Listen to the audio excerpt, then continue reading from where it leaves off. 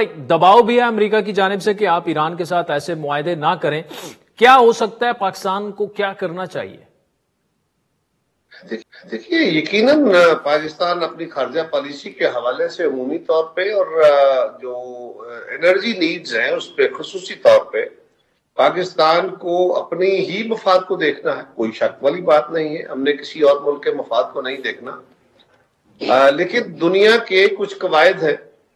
اگر کچھ طاقتور ممالک نے یا یو این نے کچھ سینکشنز لگا رکھی ہیں، کچھ پابندیاں لگا رکھی ہیں اور اس کی اپنی ایک ہسٹری ہے، تو پھر ہمیں دیکھنا ہوگا کہ ان سینکشنز کے نتیجے میں پاکستان کو کیا فائدہ کیا نقصان ہوگا.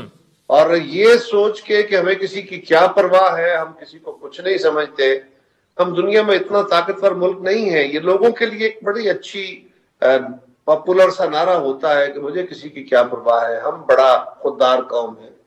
بالکل ہمیں خوددار قوم بن کے رہنا چاہیے، لیکن خودداری کے لیے پہلے اپنی خود مختاری کو مالی خود مختاری اور معاشی خود مختاری کی طرف جانا ہوگا، پھر آپ سیاسی خود مختاری کی طرف جائیں گے. ابھی تو ہم دنیا کے دستگر بنے بیٹھے ہیں.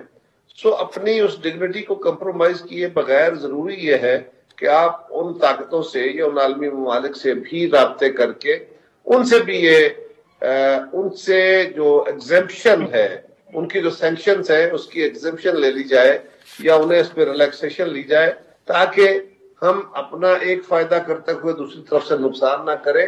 یہ ہمیں ذہن میں رکھنا چاہیے کہ امریکہ اکیلا نہیں ہوتا. امریکہ کے ساتھ میں بہت سارے اور عالمی ادارے ہیں جن کے اندر ان کی مداخلت ہے، بڑی واضح طور پہ ہے.